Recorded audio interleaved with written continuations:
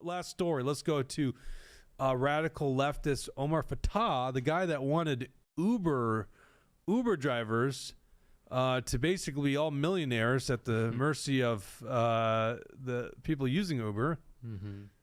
Just let them unionize and screw up this wonderful private sector business that was created. Yep. He's run for Minneapolis mayor. It's crazy. Yeah. Yep. No, this is a really interesting thing because, I mean, this is going to be a test for Minneapolis. Do you really want to destroy Minneapolis? Hold on. We got a $5 Rumble Rant. I'll get to that first. Whiskey Tango Foxtrot says, not to defend Tory Westrom, but he might not have been able to see where he was living. And that's right. He does suffer from some blindness. So, maybe he just was unaware where he was being driven to each night where he was laying his head to rest. So I guess, that's a fair point. maybe that's why he was ultimately allowed to stay in that district. So it definitely was not. It might have been. I don't. That might just be a joke. Maybe. This Whiskey Tango Foxtrot's a pretty funny dude. Yep. But on this Omar Fateh thing, he is probably the most radical leftist, at least within the Senate, probably within all of the entire legislature. He's even disliked by other Democrats within the House and Senate because of his the way that he goes about things. The Uber and Lyft bill, they were not happy about that. So go ahead and pull up the D1, Dawson. This is just the Wikipedia page showing that the Minneapolis mayor's race. Right now, Omar Fateh is only one of two candidates who is announced on here. Go ahead and scroll down a little bit. To show the candidates. So as you can see, there is Omar Fateh. He still does not have a campaign website as far as I can tell yet. And then Dwayne Davis, who was the chaplain of the Minnesota Senate, is also a candidate who is running for this office here. So Jacob Frey, the incumbent mayor, of course, we all know Jacob Frey for his pandering to the Black Lives Matter movement and allowing Minneapolis to be destroyed. He has told the Star Tribune apparently last month that he is looking like he is going to run for re-election, and apparently they welcome Omar Fateh into the race, saying that this gives them a clear contrast to make, which, of course, Jacob Frey, who could be happier about this than him, because now he gets to look like the more center candidate, especially when you're running against someone like Omar Fateh. So, and let's go ahead and pull up the D5, Dawson. It really is. It just shows how crazy Minneapolis is when Jacob Frey is the common sense candidate, right? Because there's no chance for a conservative, so you got to go with I was gonna say moderate. How do you call Jacob Frey moderate? He's not. I guess he's a radical leftist who actually believes there should be police. Would that be fair? That's even tough to say. Well, he definitely wasn't for defunding the police. Right. It seemed like the one somewhat common sense idea he had. And I'll be getting into the defund the police thing. But first, let's go to the D5, Dawson.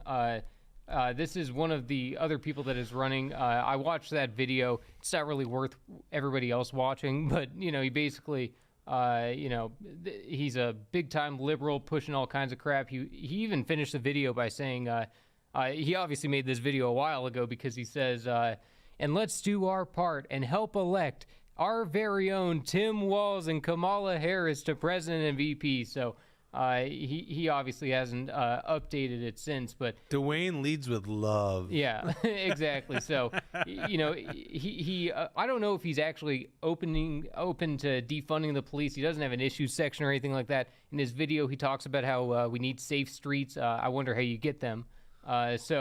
That'll be interesting to see how this guy ends up shaking out in this thing too, especially since he was the former or maybe even current Senate chaplain. So, and that shows a problem with the legislature too, that that's the guy that's your chaplain. I don't know about that. Oh, they get worse than that. Yeah. So, so it'll be interesting to see how that all works out. Wait, hold on.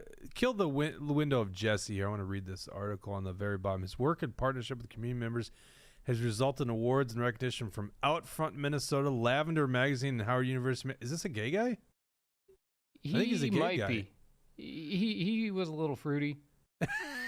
he sounded, I don't know. Well, yeah, look, I mean, he's got Outfront Minnesota and Lavender Magazine, so... Yeah, banning so-called conversion therapy could be. Well, hold on. Who is Dwayne?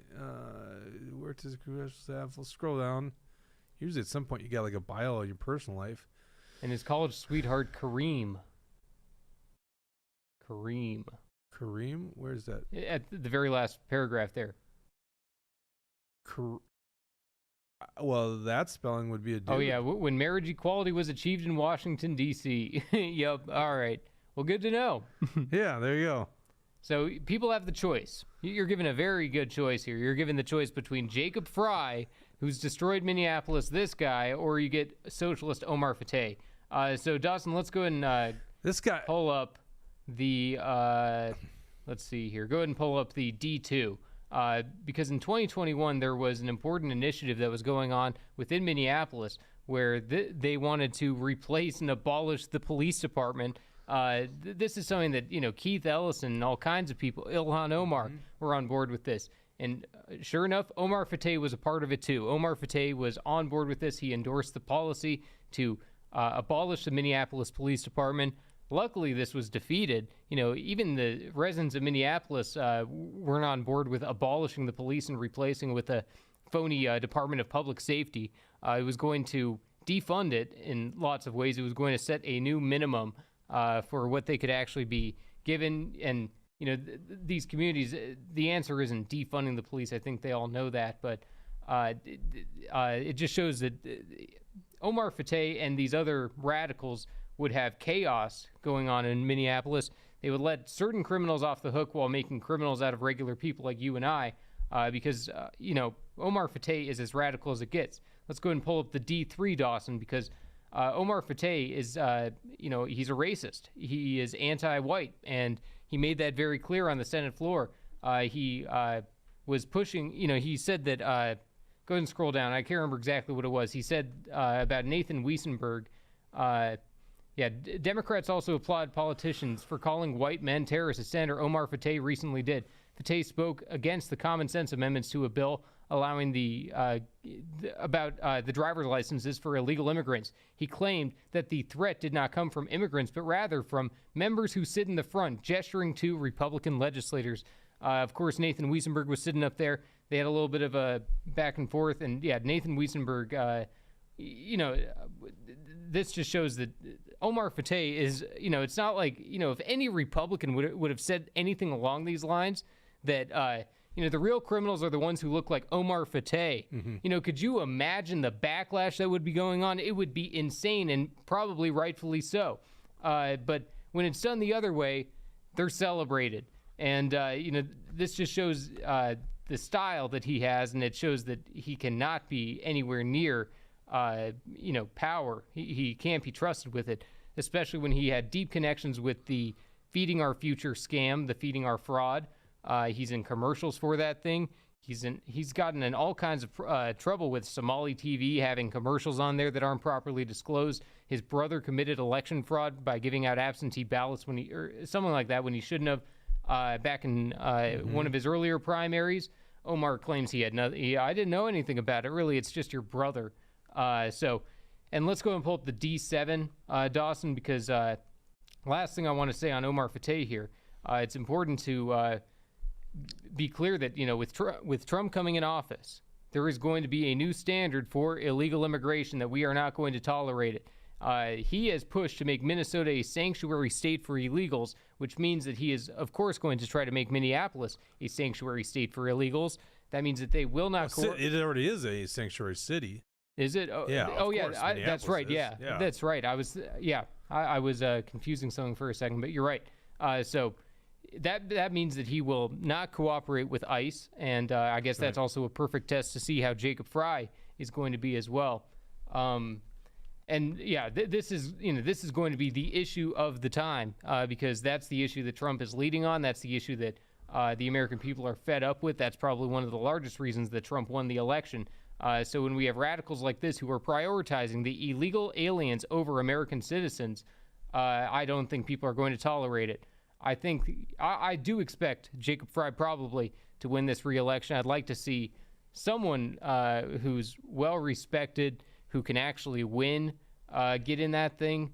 It's going to be tough for them to pull it off, but especially with someone like Omar Fateh in this race, we need the people of Minneapolis need a real person to vote for, and, accepting that Jacob Fry with the, business as usual is not going to cut it. Yeah. Good reporting there, Jesse. Definitely a guy we've talked about quite a bit on this show and written about at extraforliberty.com. But that just shows how lost of a cause Minneapolis is. Sad.